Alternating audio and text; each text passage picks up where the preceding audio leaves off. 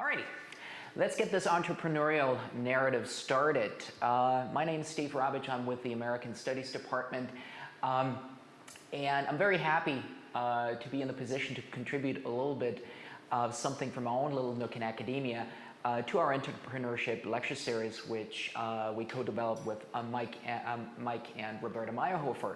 I work in American cultural studies and cultural history, and that means I'll work a lot with histories and stories that Americans have been telling themselves for essentially 2.5, 3 centuries. So stories about who they are vis-a-vis other cultural communities.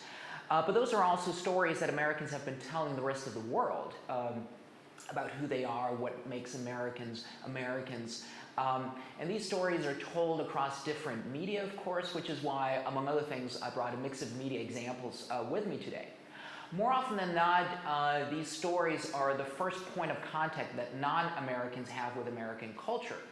Now, this alone makes them significant and relevant for our exploration of this thing we call the American entrepreneurial spirit, something that we started to explore in this lecture series. Please, just come on in. The more the merrier.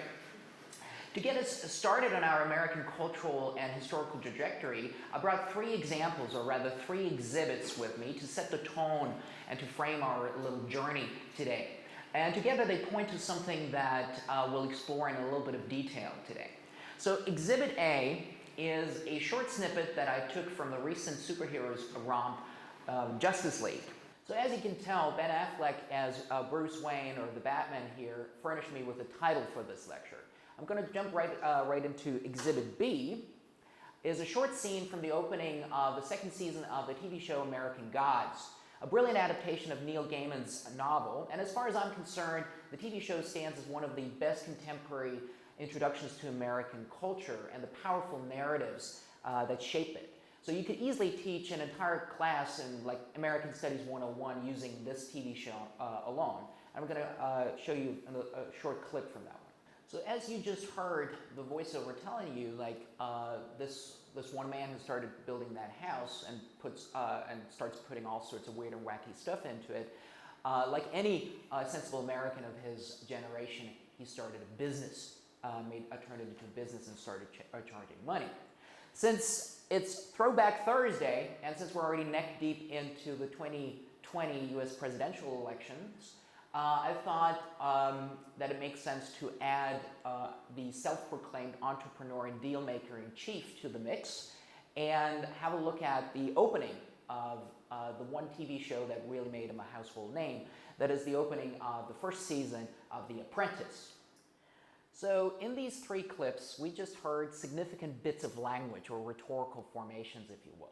Money, or more specifically wealth, as a means to improve one's own social status and standing and occupy a commanding position that is worthy not only of respect, but also worthy of imitation. So something to aspire to and to achieve for yourself. So how do you get rich? Well, all you have to do is to put entrepreneurial acumen to work. Whether that is now accurate or not doesn't necessarily matter all that much. Both Bruce Wayne and Donald Trump inherited much of their wealth. Yet they still kind of tell the same story, or rather tap into the same storytelling tradition that is very powerful in its simplicity, since it continues to produce permutations of the same few elements. And it's precisely those elements and their historical roots that we're going to explore today. We all heard expressions like the American dream, or America as this land of unlimited opportunities. So that's all baked into that. In other words, entrepreneurship is as American as apple pie, or perhaps more specifically, as American as the lemonade stand. And yes, it's this very simple fact that you find lemonade stands all over the country to this very day, at community events, for instance, or especially at yard and garage sales, that should make us stop and think. It points to this widespread suffusion of a basic entrepreneurial thinking and practice in the United States. And it also hints at a very rich storytelling tradition that goes in hand with it. Now, being in American studies, I'd be remiss if I didn't immediately follow up the claim that entrepreneurship is as American as apple pie with a disclaimer or two.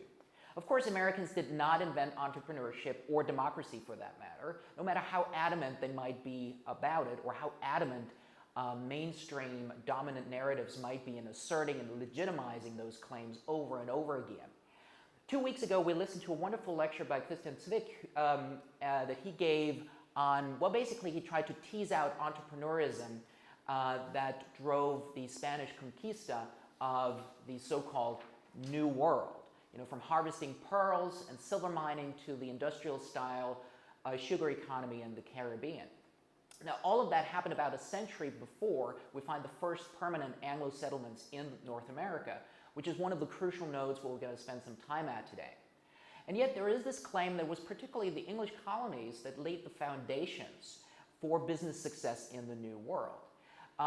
So we're talking about particular business practices and structures and all certain attitudes that go with those structures, attitudes that encourage risk-taking and innovation. And there's something to that, and we'll get to that shortly. But this is also part and parcel of Americans claiming that their development, their history, and their stories are somehow special, exceptional, if you will. And it's one of the main tenets of American studies, particularly here in Europe, to critique and dissect this claim of American exceptionalism. At the same time, however, some of these exceptionalist narratives are crucial, of course, to American identity. Narratives that perpetuate these claims still have enormous cultural capital. And Donald Trump is actually a wonderful example of that, whether we now like him or not. So while I do not subscribe to this claim, in this lecture I primarily wear an exceptionalist hat because in order to understand the American entrepreneurial spirit, we first need to be literate in the mainstream or dominant entrepreneurial histories that are out there.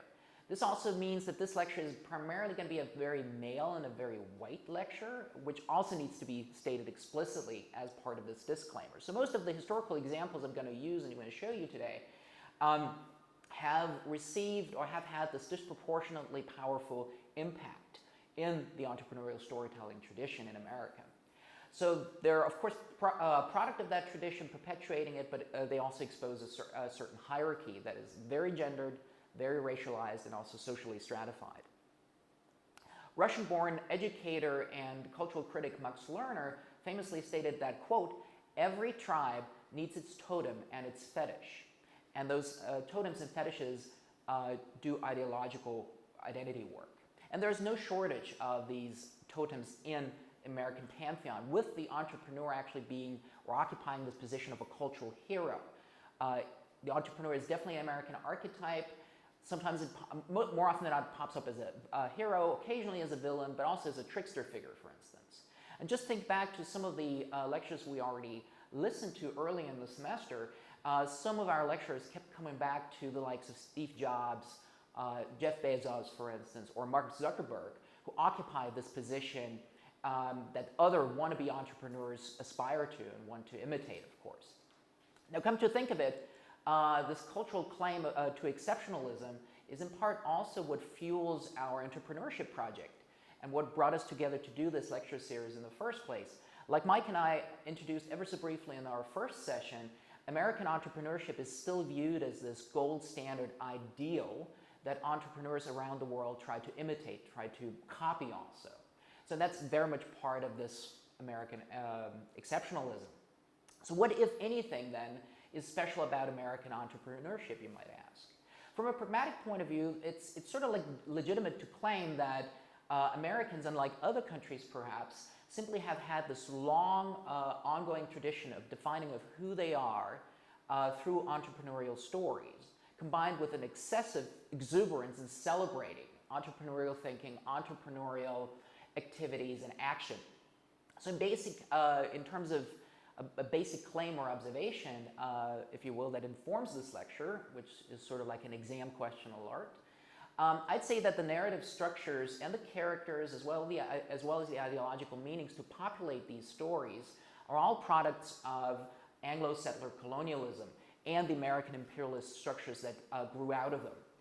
These narrative structures then became a key cultural cohesive for American cultural identity, so something that American people use to identify themselves amongst each other also, and this cultural adhesive, the stories that come with them, played out on a continental scope in a series of basically permutations of essentially the same foundational elements.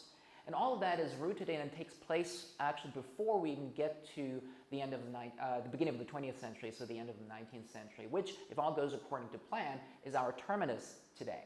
So we're going to basically make 4 stops along this historian narrative journey today, starting with a few fundamentals about stories and storytelling, then moving on to language and its effects and affects, characters and their characteristics, our 3rd stop, and last but not least, we're going to talk a little bit about those permutations I hinted at in abstract terms, permutations as they played out across American spaces. So, running the risk of sounding like a broken record right at the beginning of my session, I can't repeat it often enough. Stories matter, for they have power. But it's challenging to assess narratives with quantitative means alone.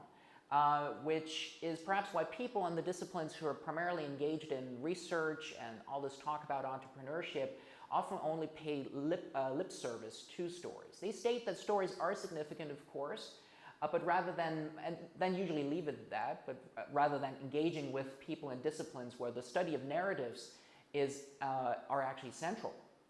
Narratives and cultural texts are one of the main trades in the humanities, especially in cultural studies, cultural histories, and also in the study of languages. But if we can believe this article that was published in the Washington Post last month, things might be looking up a little bit.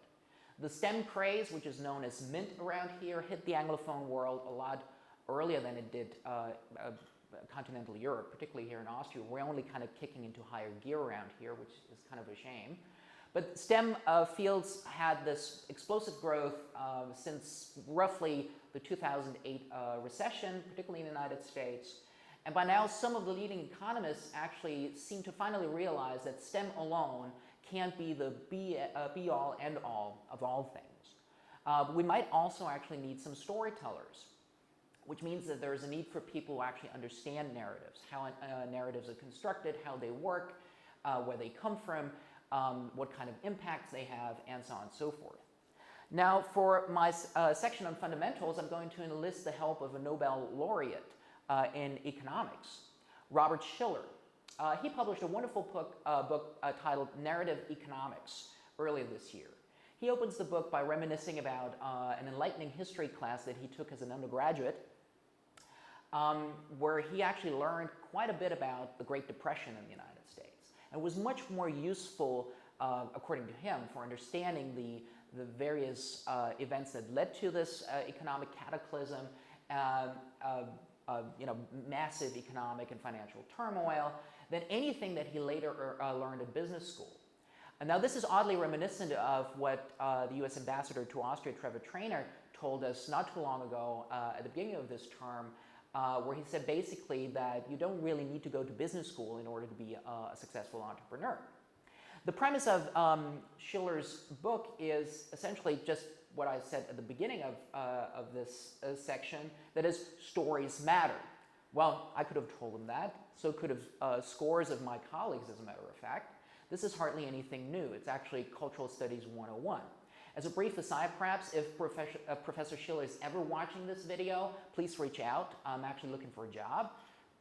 Since this lecture is also recorded, I figured this might be a great way to get a plug out there. In his book, Schiller discusses a plethora of examples, such as get rich quick stories tied to the Bitcoin boom, for instance, or the anyone can be a homeowner narrative that helped drive the housing bubble, actually. Now, from an American studies point of view, these stories sound very familiar because they're just permutations of much older narratives that we find in America's long storytelling tradition. From the rags to riches stories that come out of colonial land speculation, or the gold rush stories, to this quintessentially American belief in owning a piece of land, calling a piece of land your own, when this used to be the prerogative of basically the landed classes, the aristocracy. So people who could have never owned their own piece of real estate, if you will, at that time in Europe, found it relatively easy by comparison to become landowners in the New World. And I know that I'm painting in broad strokes for now, but we'll get into a little bit of detail in a moment. So Schiller is particularly interested in how narratives become viral and thus impact people's real life economic decisions. He's looking at word of mouth, this idea of word of mouth contagion of ideas, also the kind of effort that people put into creating new viral stories. Well, first of all, his main focus is actually on rather recent history, with a view of studying viral narratives in order to possibly figure out a way how we can actually anticipate them and predict those viral events, if you will, because they have, of course, real life, as in real life economic effects. But of course, these are just part, like I said, of a much longer and older storytelling tradition. So it might make sense to briefly talk about what then are stories, what are narratives. For our intents and purposes, we can understand narratives as essentially sequences of various elements: settings, characters, symbols, language obviously is part of that. Sequences that are arranged in a meaningful way in order to communicate certain information, have a certain emotional impact, for instance, convince people to believe something or do something. Those are essentially narratives. So they are arranged, which means that there is an agent of sorts that does the arranging, which in turn always makes basic narratological and media studies skills necessary, which you'll find brilliantly summarized on this meme on the slide. So you always have to ask yourself, obviously, who writes these stories, who benefits from these stories, and also who's missing from these stories. And I briefly hinted at who's mostly going to be missing in the story of this lecture in my disclaimer earlier. So and of course, these stories play out over different media. So not just literature, but also video games. I have an example of that towards the end of my lecture. So in the humanities, we work with different materials, if you will, that we often call texts or cultural artifacts, or also cultural myths. And the American entrepreneurial spirit is very much such a cultural myth. And the term myth has nothing to do with the fact whether these myths are true or not, like we might think of fairy tales or legends, and they also have a place in those cultural myths. In general, cultural myth is best understood as a totality of narratives. A meaningful arrangement of language, symbols, and artifacts in order to tell these stories that make up the cultural myth. Groups of people use cultural myths as a means to establish and maintain their shared identity as a cultural community. Through them, a group structures and thus makes also sense of their cultural memories, so their past, where they come from, in order to make sense of their current present situation, and also how they will tackle the future. As Bruce Lincoln put it in a nutshell, cultural myths are essentially ideology in narrative form. And of course, cultural myths are rooted in the historical experience of a cultural community, which are then told and retold over and over again and become this cultural adhesive that I referred to earlier, that allows people of a cultural community to relate to each other as members of the same community. And these stories communicate not only knowledge on the one hand, but also certain values, which then find outlets in specific practices, rituals, and traditions, and those, of course, also reinforce those stories again. And the lemonade stand that I brought up earlier would be a performed articulation of this entrepreneurial storytelling tradition. So it was essentially European colonialism that begot this system that we call capitalism, which in itself is also cultural myth that has shaped the rise of what we now call the global north, so the Western world. And let's not forget, no culture ever regards its own foundational and functional myth structures as fictitious. So we usually don't question these myths too much. And like I already said, Christian Zwick 2 weeks ago gave us a wonderful introduction to how early entrepreneurism informed the Spanish conquest of South America and the Caribbean, which was fueled by the then latest innovations in financing, sailing, and navigation. And now I want to look actually north to the northern Atlantic and see what specific factors led to English colonies being supposedly more successful, which then in turn was baked into this Anglo-American exceptionalism I started off with. There are a few things that we can actually point to, essentially three structural things that we can point to right from the start. The first one is actually an innovation of business and law, the joint stock company. Rather than individuals or individual proprietors, or perhaps also small groups of investors bearing the often crippling results of a colonial venture failing, and the risks were pretty high, and a lot of these ventures actually failed, and that was crippling for people who were actually invested in all of this and who had unlimited liability.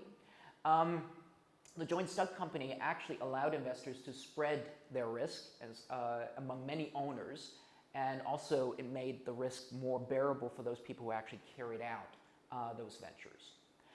The second pillar, if you will, a structural thing that we can point to are more secure property rights and this emergence of a social contract type of thinking that informed the governing bodies in England and later Great Britain, which ultimately led to more stability of the state, especially after the English Civil War. And of course, there was an increase in the rule of codified law as well. By the 1600s already, property rights had become so firmly established in English society that that those had already trickled down to the lowest rung of the social ladder. And the combination of the freedom from retribution from the crown without due process and the right to actually retain the fruits of one's own labor gave England a substantial advantage in the colonialization process, because it also created a lot more stability. And the third structural dimension, if you will, was while England was actually getting there to become a bit more stable, there prevailed a social climate receptive to risk-taking. In other words, living in England in the 16th and 17th century wasn't really all that great. There were various groups of religious dissenters that were brutally persecuted. There were crop failures and famines, and of course there was a civil war as well. And of course, initially this all began as a trickle, but there were more and more people who were willing to take the risk to relocate to the New World. And the very decision of leaving England and embarking on the dangerous journey across the Atlantic bore an enormous risk. Not only was the crossing dangerous, to put it mildly, but in the first few decades of English colonial ventures in North America, only 25% of those who arrived did not make it past their first year. So 1 out of 4 actually died within the year of arrival. But for those people who did go, those odds were preferable to staying back home and facing the status quo. And so they gave themselves over to this sort of like active faith, leap of faith, if you will, that you can find articulated in early journals and travelers' reports, for instance. And historian Jonathan Hughes locates the kernel of what was later termed American idealism in that act of participating in a colonial venture. So when we look at early English colonial ventures, we find that all of them were basically business ventures. Yes, there was a lot of religion and religious goals mixed in, but they were all funded primarily by private money, and then those ventures applied for a royal charter. And the following historical examples gave us not only origin stories for what would later become the United States, but also models for how to see and understand, and then most importantly also make use of this new world. And they also followed entrepreneurial structures and coping mechanisms that are not too different from the fail fast, fail often paradigm that we already heard about in the first 2 lectures. The first attempt of establishing a permanent colony in what is now North Carolina was a spectacular failure. The lost colony of Roanoke. Famed privateer and explorer and nobleman Sir Walter Raleigh received a royal charter to establish a colony in 1584.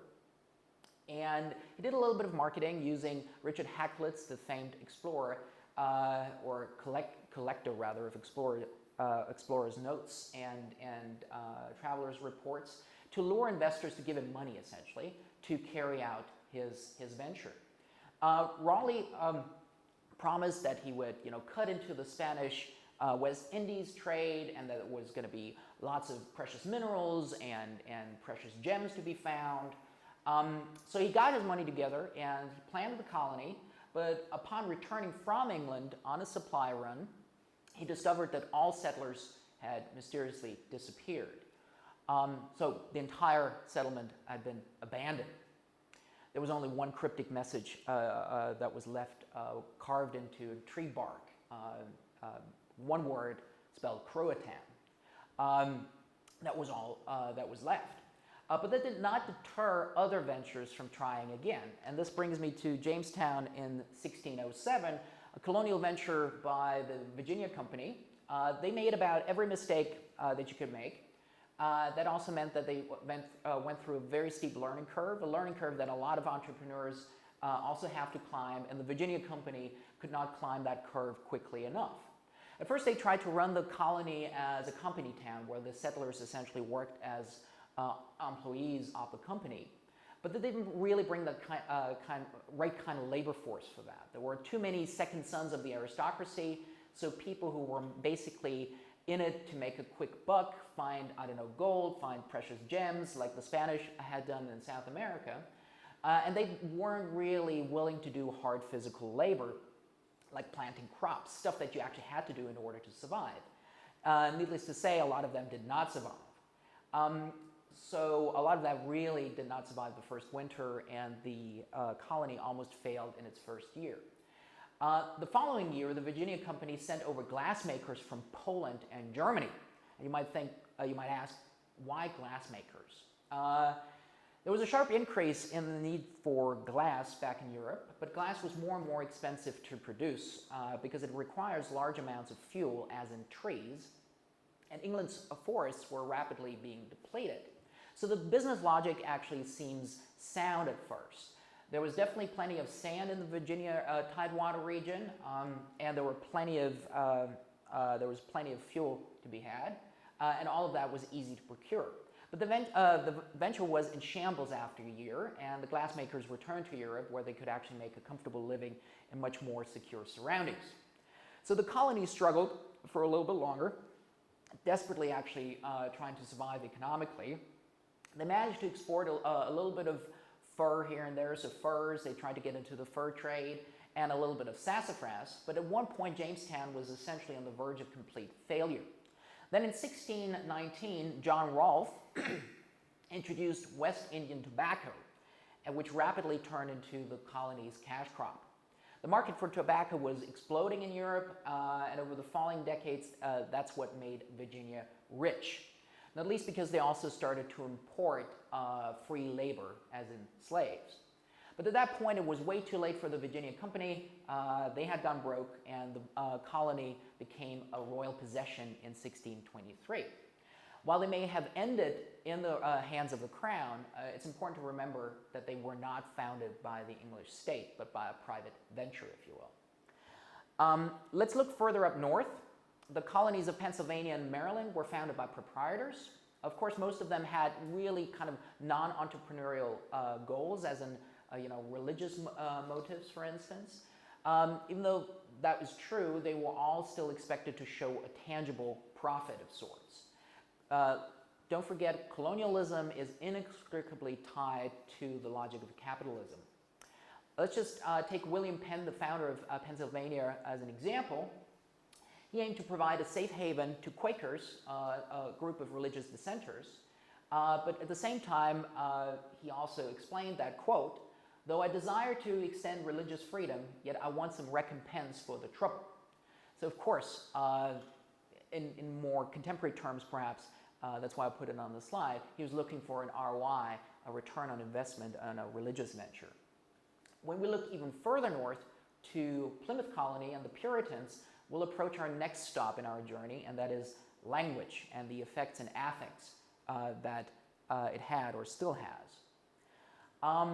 Plymouth Colony was founded in 1620 by the nationally celebrated Pilgrims who came over on the Mayflower. What they started and other groups of Puritans continued over the course of the 17th century is central to understanding a lot of key values and ideas that inform American identity. This is why we also have an entire lecture actually devoted to the Calvinist heritage of American entrepreneurship coming up with Daniel Shanahan on December 12th. I don't want to take away too much from his lecture, but there's one key thing, a key item that I'd like to address. Apart from yet another economically successful colony, the Puritans gave us a rhetorical strategy that is, as far as I'm concerned, key to the spiritual component of the American entrepreneurial spirit.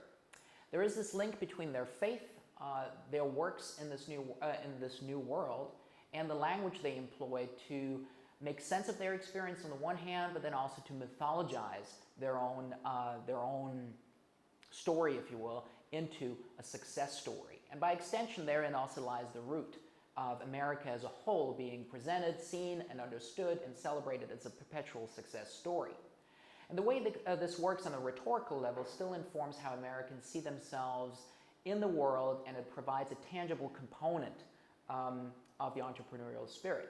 Now, in his talk last week, Kurt Wagner took us back to ancient Greece, and I would add that it really helps to know your Bible as well, particularly for this one, especially the Old Testament. Now, quick and boring note on the boring meat and potato part of the Pilgrims' economic ventures. The first group to arrive in Plymouth were the so-called Pilgrims. I mean, they didn't call themselves Pilgrims, they called themselves Saints. And while they were very similar in convictions and goals and the stories they told about themselves as the Puritans, they're technically speaking not the same group as the Puritans, who arrived a little bit later, and we'll get to them as well.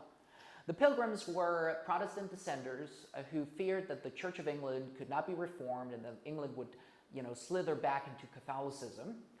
So rather than staying at home, where they faced persecution and sometimes even worse, they took that risk of relocating to America. They got a charter from the king, and then organized a joint stock company, like I explained earlier.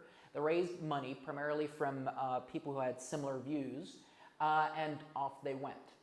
So they had a contract in place where the colonists would work on the investors' land for 5 days a week, on their own land for 2 days of the week. Their political rights also stemmed from that contractual relationship, from the shares of ownership they had in the entire venture. So both investors as well as colonists sought, of course, religious freedoms, but they also intended to produce goods and turn a profit. Every colonist actually had an economic stake in the performance of this colony.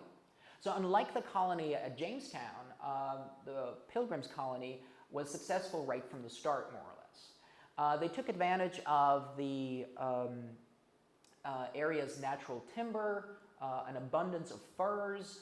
They did a lot of fishing and also farming.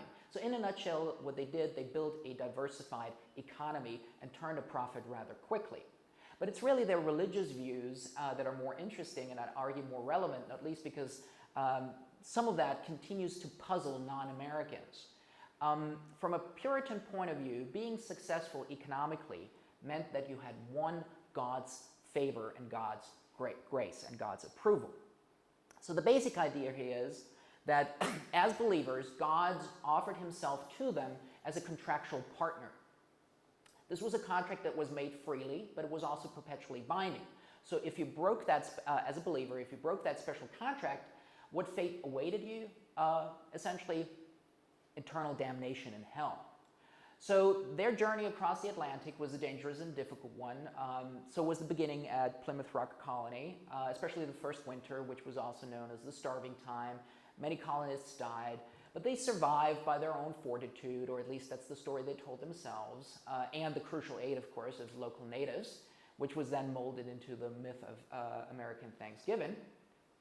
When William Bradford, the governor of the colony, set out to record their history and their journey and their beginnings, he used a story from the Bible as a model, the story of Exodus. You know, Moses uniting the Jewish tribes who had been enslaved by the Egyptian pharaohs.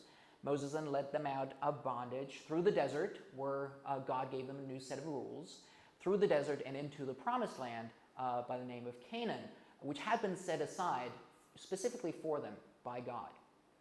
Bradford practiced something that was fairly common among Christian theologians at that time, but something that Calvinists, like the Pilgrims and the Puritans, really took to a whole new level. And the concept here is typology. For Christian theologians, typology meant basically finding parallels between the Old Testament and the New Testament. For example, Jonah spent 3 days in the belly of the whale in the Old Testament, so Jesus actually spent 3 days in the tomb in the New Testament. Pilgrims, as well as Puritans, really went overboard with this and applied the typological method to contemporary worldly events as they experienced them in the New World. in order to give those events, their experiences, their true and fundamental meaning. In other words, they saw themselves living and fulfilling, in a way, scriptural history as it was already recorded in the Bible. And that's what influenced all of their major texts and ultimately also seeped into the American psyche. So for the Pilgrims, the journey across the Atlantic was like crossing a desert, and the New World was their new Canaan, which had been set aside by God, because remember, they had this special deal with God. Now, another group of religious dissenters, the Puritans, arrived in force in 1630. They followed in the footsteps of the Pilgrims and established Massachusetts Bay Colony. As the colony grew, their leaders, people like John Winthrop or Cotton Mather, began to record their history of their colony, by continuously merging secular worldly events with religious history into a sort of, if you want to be cynical, into a sort of fantasy history. They believed that they were actually reenacting or fulfilling events that had already been recorded or prophesied in the Bible. And since they had been recorded in the Bible, it guaranteed them success. Because, again, who was on their side? God. Like I said earlier, Pilgrims and Puritans defined their colonies and America at large as a promise from God, a promise that had to be redeemed. Now, redeeming in this case means something like cashing in like redeeming a voucher or redeeming a check. A check is also guaranteed. That's the same kind of language. So it had to be redeemed from this wild, savage nature they encountered, which also included the natives, of course. The Puritans' promise was guaranteed by the special contract they had with God, or as they put it, their covenant with God, as they were His chosen people. And you have to understand, for this also, you have to understand that there is this long tradition of covenants in the Bible. Noah had a covenant with God, Abraham and God, Moses and God. God must have really had a team of lawyers on standby with all these contracts. So the Puritans believed that success was guaranteed and that the second coming of Christ was more or less imminent. And it was their mission to prepare for that by making their new Canaan a successful enterprise. But of course, they could never be entirely sure of that second coming, of course, when that would happen, especially that second coming. Some people are still waiting, of course. So leaders like Winthrop and Mather employed a spiritual, if you will, spiritual and rhetorical trick, a formula to keep this promise, or the story of promise and success, to keep this story going.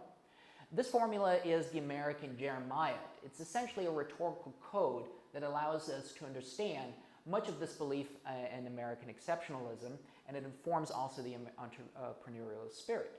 Jeremiah derives from the prophet Jeremiah. He was a spokesperson for the community who had the power to address the wrongs in society, to remind them of how they should behave, what they should be like. And a Puritan Jeremiah is essentially a form of a religious sermon, which was also collected in written form. So there are quite a few records. And the sermon was very simple in its structure. It consisted of essentially two parts. The first part was a threat, the threat of failure. In this part, the sermon addresses the current ills and misfortunes of the colony, of the community, with what goal in mind? To basically first create fear and anxiety so that people would spring into action, renew their faith, renew their commitment, renew their covenant with God and with the community to get going, essentially, to fix things. But the Jeremiah didn't stop there. The Jeremiah also offered something else, and that is hope. Hope for the future. And they did that by invoking the spirit of a glorious past, of sort of like a golden age. Now, for the Puritans, this golden age was scriptural history, because remember, they were reenacting what was already recorded in the Bible.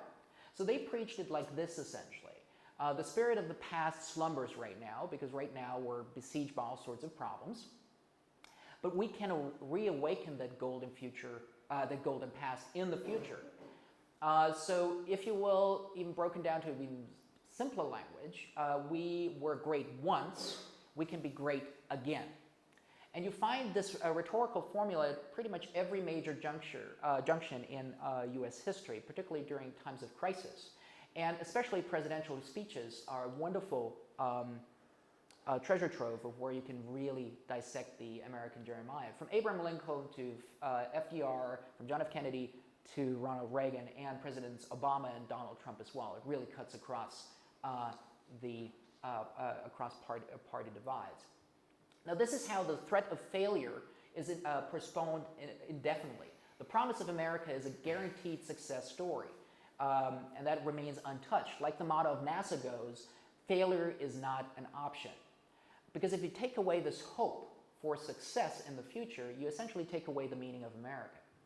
Conversely, it provides a key kernel to this almost blind determination, bordering, as we heard yet again last week, bordering on naivete that we find in American idealism, something that Mike and I introduced in our first unit. So you have to understand that a mantra like fail fast, fail often is only half of the equation from an American point of view. The other half is this very fervent, religious, or at the very least spiritual belief in guaranteed success. You don't know how it will happen or when it will happen, but it will happen. So fail fast, fail often is easier to practice if you have this religious or spiritual, almost irrational fervor at the back of your mind. And this is also important from a storytelling point of view, as we also heard from Kurt Wagner last week. As he put it, never give up, never give up, never give up, but only if you win in the end. And that's how these narratives work. It's only the ones where there is some form of success at the end that those get retold. And I hope that I could make that clear, that one of the main forces that all of this derives from is essentially a Calvinist belief, and you'll get much more on that front on December 12, like I said. But that's essentially the lasting impact that the Puritans had, not only on American entrepreneurship, but also on American identity at large.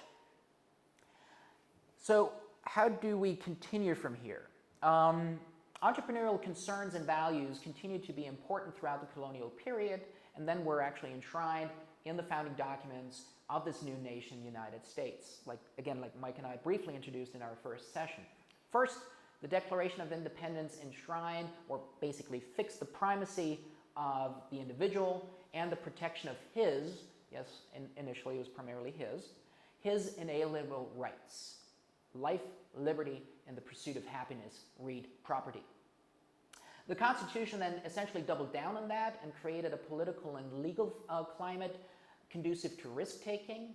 So we're talking about, again, property rights, the protection of property rights, which are all but sacred from an American point of view and also from a legal point of view.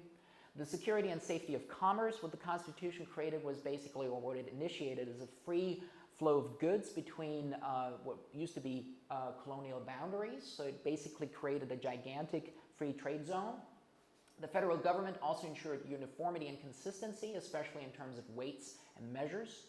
And it also provided the third branch of government, the federal judiciary, the Supreme Court, as a final arbitrator in, that would settle disputes. So based in part, of course, on these earlier colonial figures that we just heard about, the Revolutionary era actually gave us a certain all-American entrepreneurial archetype, a character, if you will, and that's the next stop on our journey, not least because there was this need also to define who this new type called the American actually was, in an attempt to set oneself apart from Britain. And what better way to introduce this archetype than by way of a recent example, and I simply could not resist making use of the blockbuster musical Hamilton, brainchild of Puerto Rican American Lin-Manuel Miranda. He pitched the idea of developing a hip-hop musical about the first Treasury Secretary of the United States, one Alexander Hamilton, at the White House Poetry Slam in 2009. Fast forward a couple of years, the finished product, the finished musical, broke pretty much every imaginable record on Broadway and also earned pretty much all awards that are out there.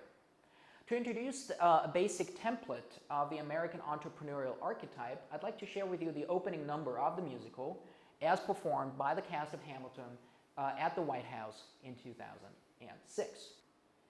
So with Alexander Hamilton, we have just one example of this fairly well-known rags to riches self-made man narrative.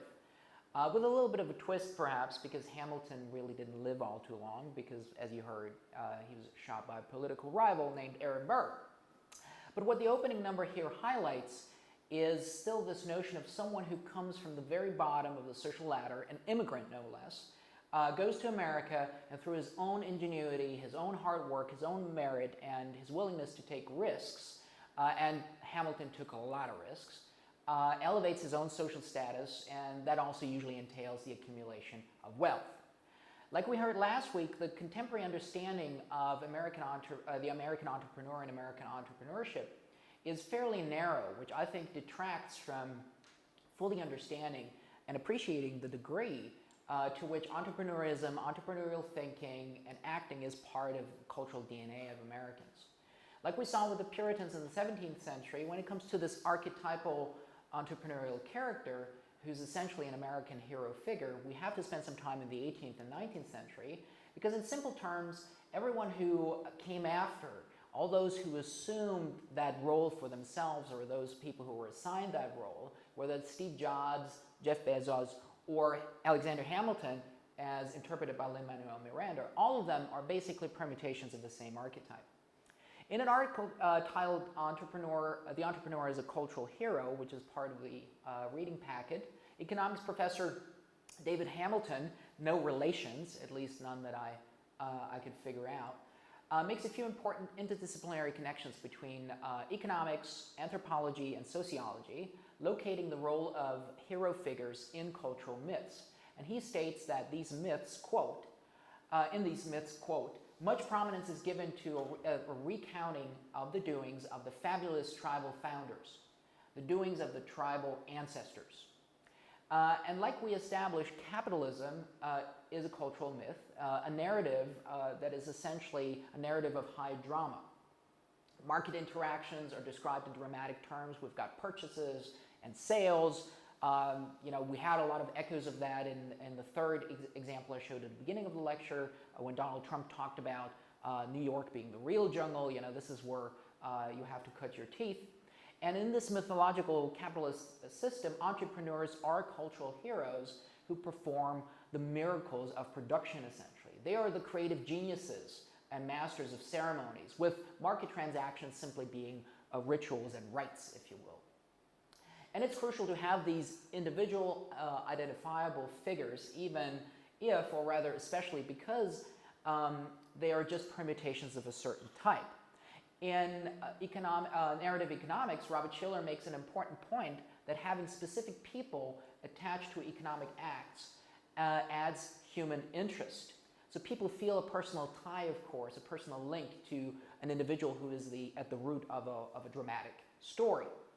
Whether we're now talking about a historical character or a fictional stock character doesn't really matter that much. Harking back to Donald Trump, the narrative of Donald Trump being this tough, brilliant deal maker and a self-made billionaire is at the core of an economic narrative that led to his unlikely election. And all that he essentially did was follow a formula that was embodied and popularized by this gentleman, Benjamin Franklin, who, if you will, is sort of like the self-made man, as I called him in our inaugural session. The $100 founding father is really a success story by any standard. He was one of 17 children born to a candle maker and a soap maker of modest means. And Benjamin Franklin would go on to become basically a polymath, a true Renaissance man. He was a printer, an experimental scientist, an inventor, a community organizer, a politician, a diplomat, so much so that he became the most famous American during his own lifetime, especially in Europe. Not only did he embody this self-made man narrative himself, but he also shamelessly promoted it, not only for his own benefits, but also in a broader national economic narrative sense. And the most effective way of doing that was, of course, through the means of storytelling. I brought two specific examples for this. First one, he wrote and published a pamphlet, which was essentially a sales brochure that was disseminated all over Europe, providing, as the title goes, quote, information to those who would remove to America, which was published in 1784.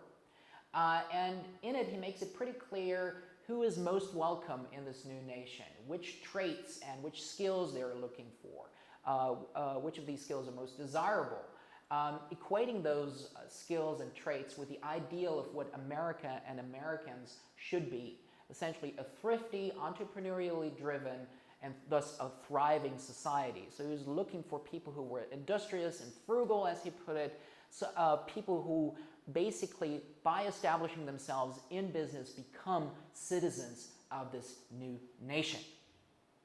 The second example, bestseller also, was written and published under one of his pen names, Poor Richard. Franklin edited and published an almanac between 1732 and 1757. Poor Richard, is a character creation of Franklin's, is essentially a country dweller, dutiful and pious, borderline boring also. But he's a rich source of witty aphorisms on the value of thrift, hard work, and the simple life. You know, sayings such as a penny saved is a penny earned, or something that we all probably have heard of at least once, time is money, or a saying like early to bed and early to rise makes a man healthy, wealthy, and wise. In 1757, Franklin published a sort of best-of collection of Poor Richard's advice titled The Way to Wealth, providing advice on how to get ahead in business and in public life. While Franklin probably did not really invent the self-help book as a genre, he definitely put the format on the map because this was a bestseller. And that actually was published a little over 100 years before Andrew Carnegie's Gospel of Wealth. So Franklin's literary output then informed a literary tradition in which this character type that Poor Richard's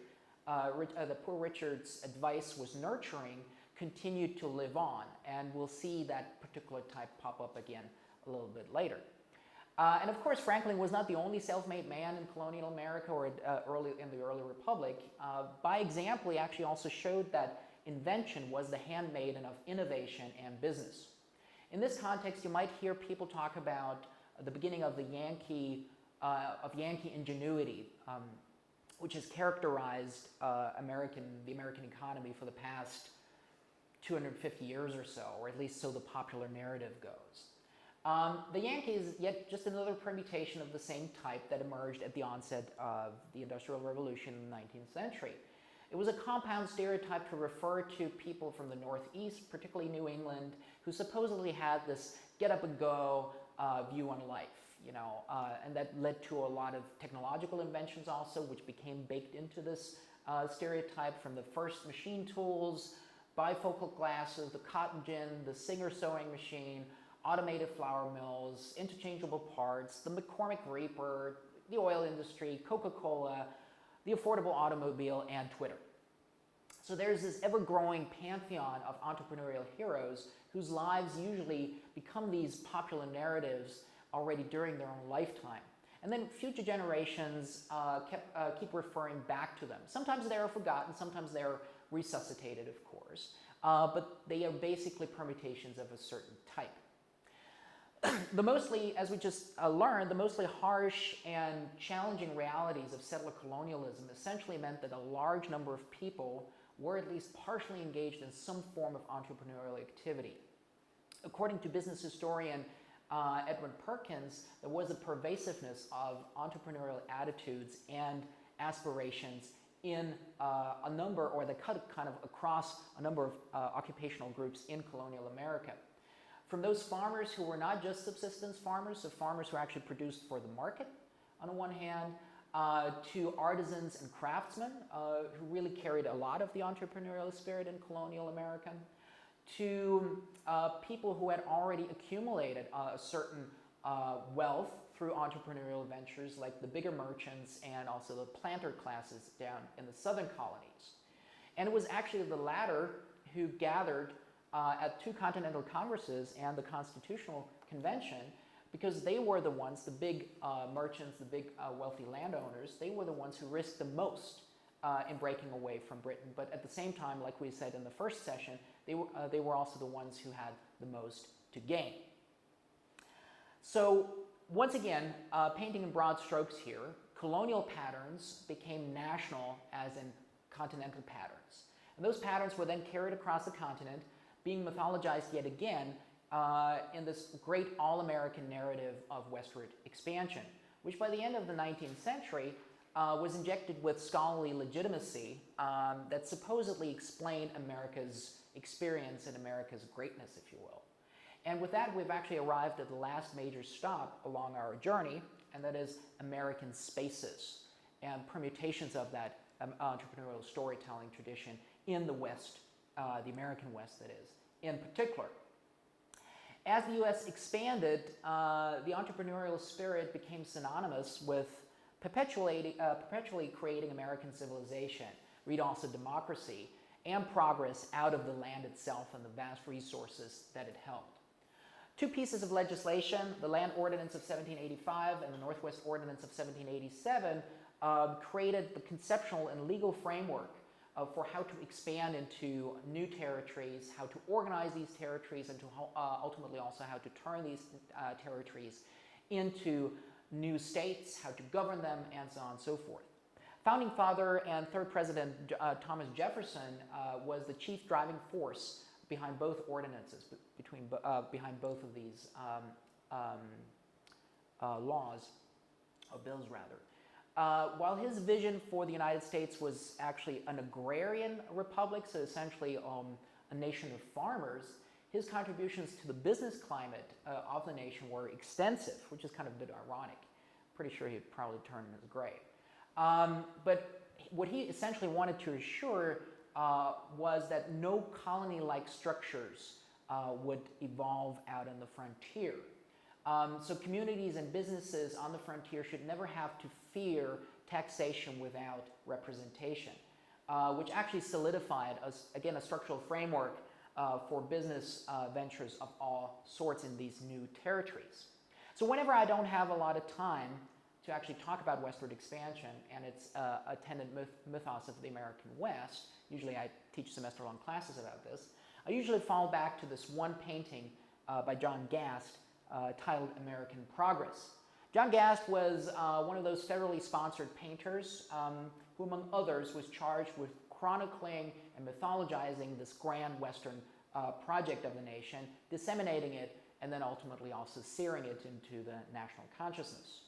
As a nation moved westward, it would bring civilization measured in technological and economic progress with it.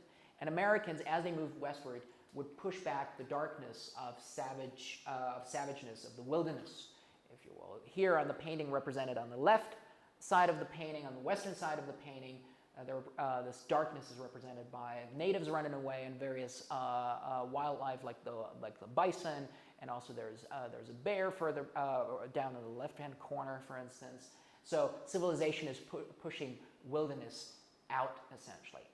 This progress happens in stages. Early on, we find pioneers, the gold diggers, for instance, wagon trains making their way out west, who are followed by those people who make a more permanent living, like, for instance, the farmer, who we can find down in the right-hand corner with his plowshare, turning, again, wilderness into a field. The U.S., the nation, is represented as an allegorical figure in the center of the painting. She brings the tools of learning and government to the wilderness. You probably can't read this here, but the book she holds reads, the title of the book reads, School Book, so bringing education. But then also in her wake, in her footsteps follows awesome technological progress. The railroad, she actually helps spanning the telegraph wire, and then the far back on the eastern half of the painting, we see large cities, which are the centers of industry and the hubs of trade networks, also connecting the nation to the rest of the world. As had been the case in the colonies along the eastern seaboard, each of these developmental stages, which more often than not happen more or less simultaneously even, were essentially circumscribed by some form of economic activity, entrepreneurial activities. From running a farm and producing a surplus for the market, to perhaps starting a small dry goods business or a mercantile, to assembling the means of funds, expertise needed for big-time industrial ventures.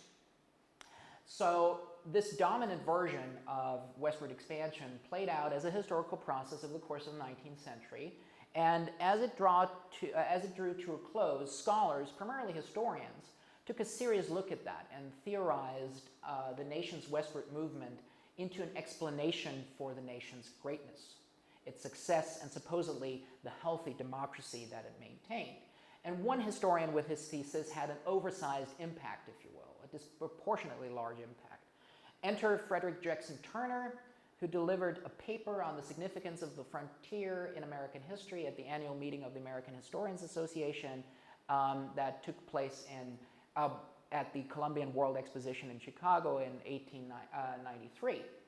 As this frontier movement came to an end, in his view, and the view of others as well, he postulated that it was actually the nation's westward movement, the Western experience, that explained America's uniqueness.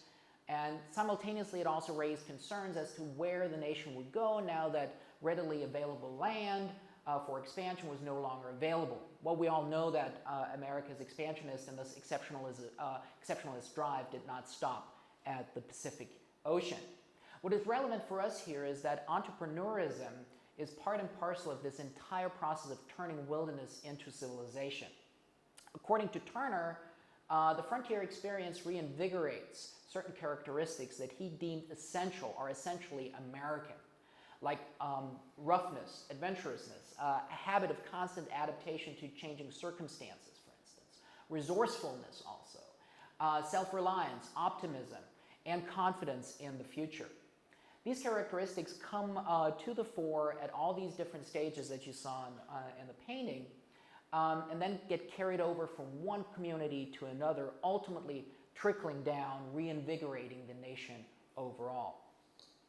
It's interesting that he assigned the industrial style entrepreneur the most significant role in this last bit toward turning wilderness into a refined society, into civilization. As he put it in parts of his thesis, the vastness of the continent, whether it's the prairies, the Great Plains, they actually produced or were the right conditions for producing those captains of industry who ultimately pushed the nation to the heights of civilization. Like I said, Turner's impact was disproportionately large, and at least because it legitimized, with the authority of a privileged discourse, so academic scholarship, it legitimized a very comfortable, self-congratulatory, and reaffirming national mythos. It's a mythos that is primarily rural at first glance, but that actually obscured the fact that westward expansion was essentially fed into a national economy that was urban-based. If anything, it was in cities, those industrial hubs, where big-time entrepreneurs went about their business, feeding off the rural hinterlands in this destructive process of extracting natural resources, and also in the face of an increasingly impoverished labor force that grew steadily thanks to an increase in immigration. So there was a lot of abject poverty in American cities. Children and teenagers in particular were hit pretty hard. They ended up as orphans on the streets, but even there, as we'll see, as a sort of coping mechanism, the American entrepreneurial came to the fore in the form of stories again. And I'm going to lead over to my concluding segment by showing you one more video clip. This one is taken from the 2018 blockbuster video game Red Dead Redemption 2. In the clip, you'll see the player character has an encounter with an author peddling his book in the only city that you can actually explore in the game, a city by the name of Saint-Denis. I hope that as you'll listen to this video, I hope that a number of things that you'll hear will already sound familiar by now. So here we have clear Franklin-esque echoes on the one hand, if you will, someone who's selling self-help books, advice, and providing advice on how to get rich. That someone is also a permutation of this entrepreneurial hero that I was just talking about. He's actually most likely a con man, someone who actually dupes and tricks people into basically falling for what is a bogus business. Con men are not necessarily seen as villains, but rather as trickster figures in this entrepreneurial storytelling tradition. And if I were to push it a little bit, I'd say like every entrepreneur has to have at least a little tiny bit of con man or con woman also inside themselves.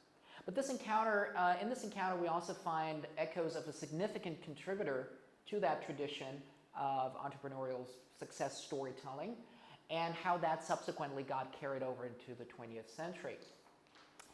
Enter author Horatio Alger, who has become synonymous with the rags to riches story formula, also known, among other things, as the Horatio Alger story.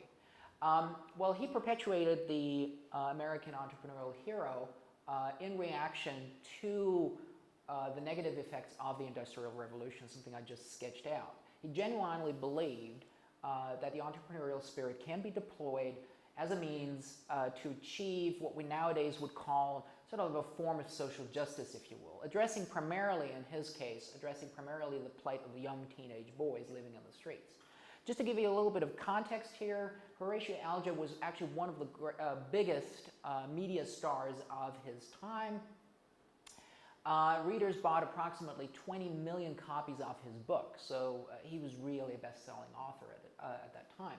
As was the case with many 19th century authors, their work often included thinly disguised autobiographical elements as well. Alger drew from his own rags to riches story, mixing in what he witnessed in New York City as he moved there after having failed as a Unitarian minister. He moved to New York City in the spring of 1866, so right after the American Civil War. At that time, the street urchin that you could also hear that book peddler referring to in the clip entered the national consciousness. So we're talking about roughly 60,000 neglected and abandoned kids living on the streets in New York City alone at that time. Various aid societies tried to combat the problem, of course, with various philanthropic projects. And one particular encounter that Horatio Alger had with a homeless boy made him think about what he could do to actually help those kids. He wondered how and why individuals subjected to the same conditions actually turned out differently. You know, one boy might become a thief, another might become a sociopath, might even go on to be a killer, while the boy sleeping in the crate next to him actually managed to work his way out of destitution and poverty. Excuse me.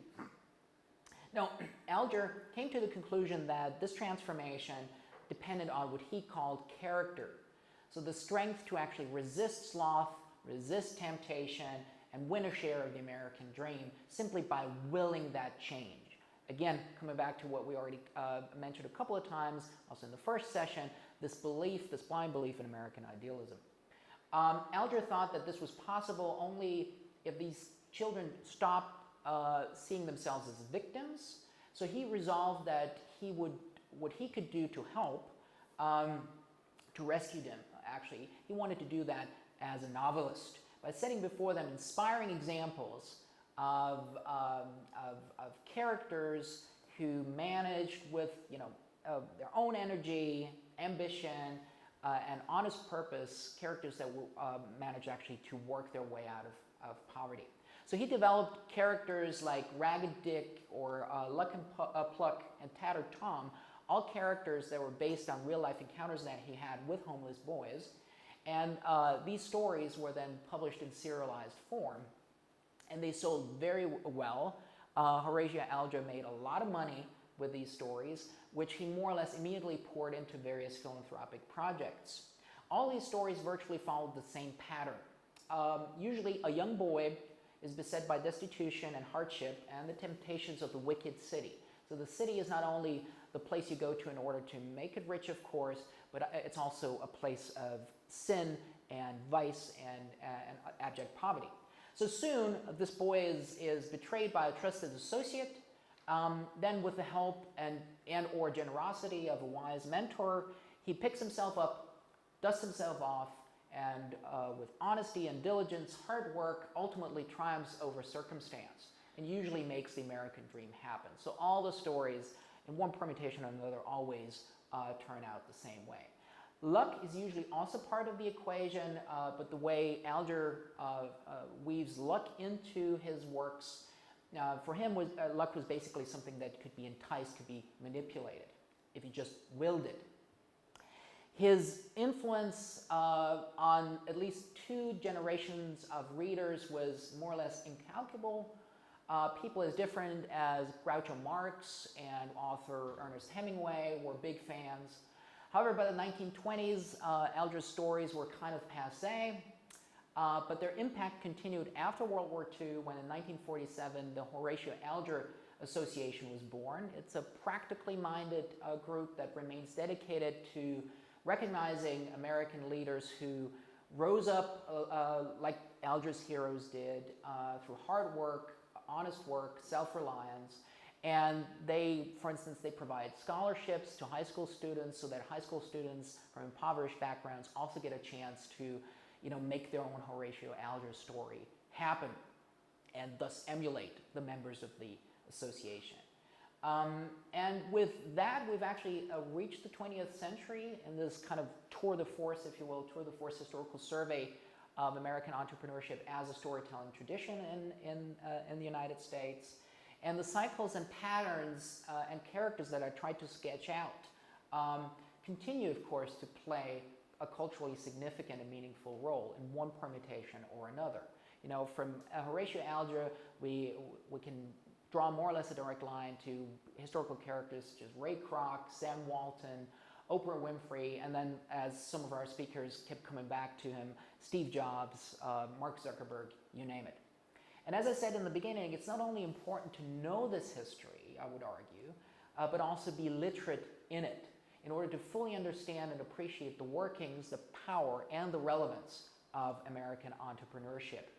And I think that's what particularly the humanities can actually bring to this whole discussion of entrepreneurship, even in a global sense. And with that, I'm going to close my lecture, and I think even manage time-wise, and I'm happy to try and answer any questions that you might have. Thank you.